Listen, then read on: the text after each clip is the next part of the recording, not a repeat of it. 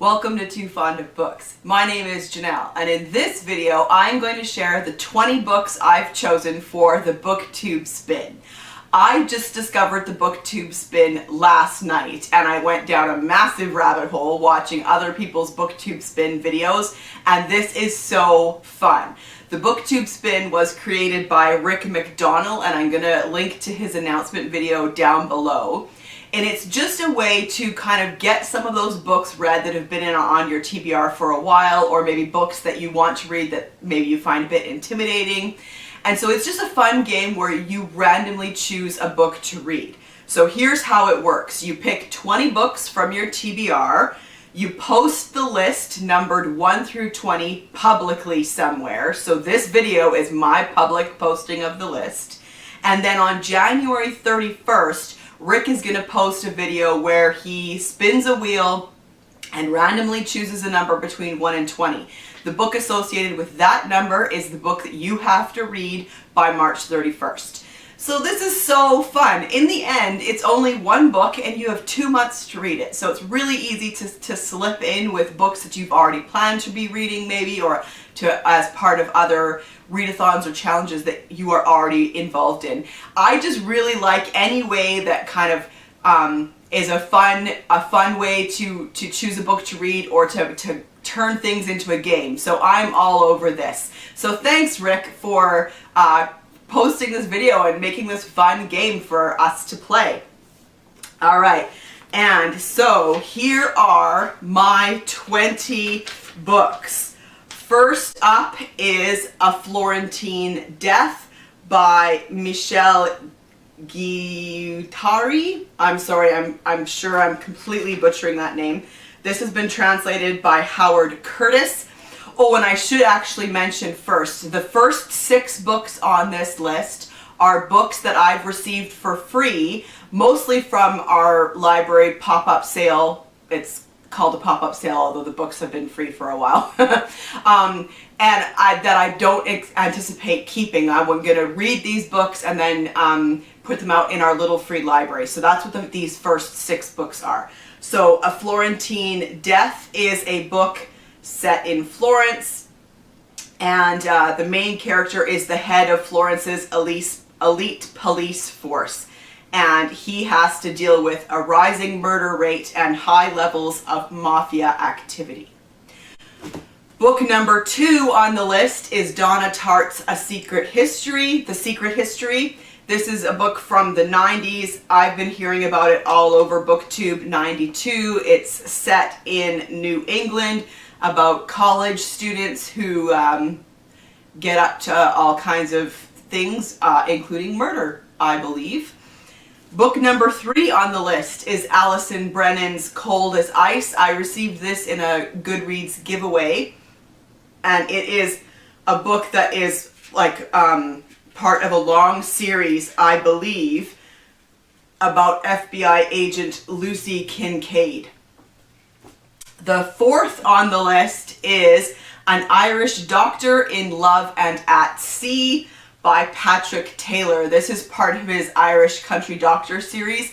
Now the funny thing here is I've actually never read any of the books in this series, but I had this one, I got this one for free, and I thought I'll just jump in. I don't know where it is in the series, but I get the impression that it doesn't matter very much because this book is going back in time to when young Surgeon Lieutenant O'Reilly serves as a ship's doctor on HMS Warspite during World War II, which sounds really interesting.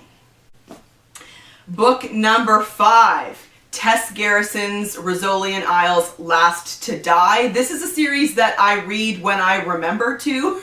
I enjoy this series and I love the TV show Rizzolian Isles.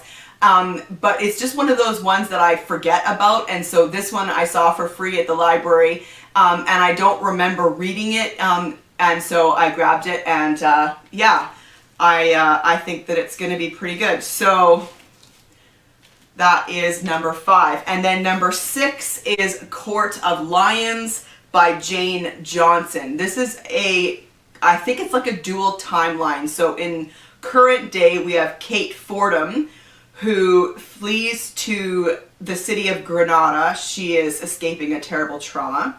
Granada is the ancient capital of the Moors in Spain, and she gets a job in a bar.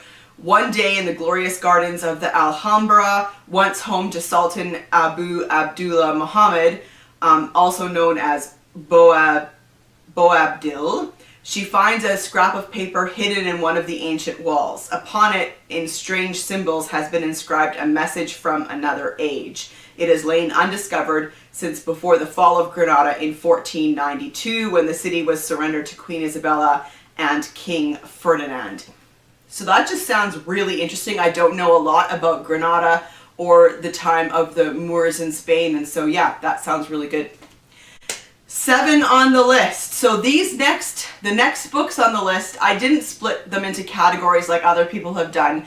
The next on the books on the list are just books that have been on my TBR that I've owned for a while and I've wanted to read, or that are new to me and I really want to read them right away. So we have Susanna Kearsley's The Shadowy Horses. This is set in Scotland. Main character Verity Gray. She's working at an archaeological dig, uncovering an ancient Roman campsite.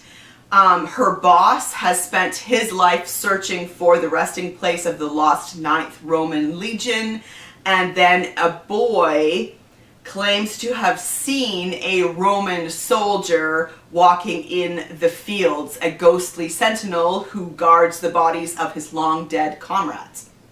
So yeah, I love me some Susanna Kearsley, so that's a good one. This one is brand new to me, but I really want to read it, and this is Sleep by C.L. Taylor. This is an isolated closed circle mystery, also set in Scotland. And then number 9, Death of an Honest Man by M.C. Beaton.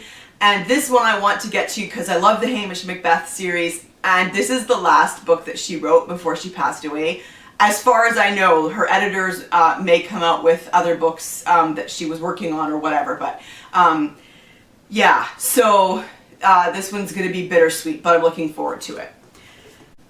Number 10, The Monogram Murders by Sophie Hannah. This is the first in her series where she continues with Hercule Poirot stories.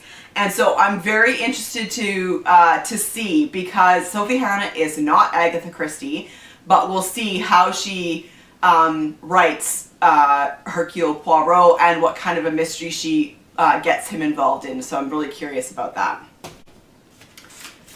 Number 11 on the list is A Very English Murder by Verity Bright. This is the first in a historical mystery series set in 1920. I've actually read 2, 3, and 4 already in this series, but I had never read the first one, so I need to get this first one read. I love this series. I love the character of Lady Eleanor and her butler, and so it's a historical mystery with good mysteries, but it's also quite humorous as well. Number 12, The Vanishing Man by Charles Finch. This is part of his Charles Lennox series, which is a Victorian historical mystery series, but this one is the second in his trilogy where he's written prequels. So he's written like 10 or 12 books in the Charles Lennox series, and then he wrote a trilogy of prequels, and this is the second in the trilogy. 13 is Pillars of the Earth by Ken Follett. This has been on my shelves for a very long time, and I've really, really wanted to read it. This is, of course, his classic historical fiction epic about the building of a cathedral, and I am really, really excited to be getting into this. 14 is The Jane Austen Society by Natalie Jenner. I bought this in the summer hoping to read it for Jane Austen in July, and I didn't get to it, and then it got lost in the shuffle. So yeah, this is a good one to be on this list. 15 is Green for Danger by Christianna Brand. She wrote this in 1944. It's a closed circle mystery set at a military hospital during the Blitz. This was one of the possibilities for Cloak and Dagger Christmas that I didn't get to, but I'm really interested in this one. 16 on the list is King Solomon's Mines. Let me find a more interesting page for you. By H. Rider Haggard. This is an adventure book written in 1885. And so I'm really excited to get to that. 17th on the list is The Legacy of Cain by Wilkie Collins. My parents gave this to me for my birthday last year, and it is the last book that Wilkie Collins wrote. 18 on the list is Casino Royale by Ian Fleming. I've never actually read any Ian Fleming, and yeah, so I'm really interested to kind of delve into that. 19th on the list is The Death Box by Lorna Nichol Morgan. She wrote this in 1946. And I've never read anything by her, but I really like Golden Age crime fiction or mysteries. And this one is supposedly a twisty tale of mystery and suspense. It is set in London. Main character is Joe Train. A young woman approaches him asking for assistance with a dead man. And so he accompanies her to a flat off Conduit Street only to be left alone after she mysteriously disappears. But it's what she leaves him with that's most disturbing, a large box and a body inside it. Yeah, that sounds awesome. And then the last book on this list is The Scapegoat by Daphne du Maurier. She wrote this in 1956. I've seen the movie, and I'm really curious to see, to read the book and find out what it's about. But essentially, it's about two men who meet each other randomly, I believe in a pub, and discover that they look very much alike, and one of them concocts a bit of a plan because they look so similar. So yeah, I'm really excited to get into this. Daphne du Maurier, of course, wrote Rebecca, and I really want to read more from her. So that's my list of 20 books. I'm going to also include the list of 20 in the description box below, and I am very much looking forward to January 31st to discover which of these 20 books I'm going to be reading. So thank you again, Rick, and let me know if you're planning to participate. If you don't have a channel, just include your list of 20 in the comments down below. I'd love to know. That would be awesome. And I will see you for another video soon. Bye.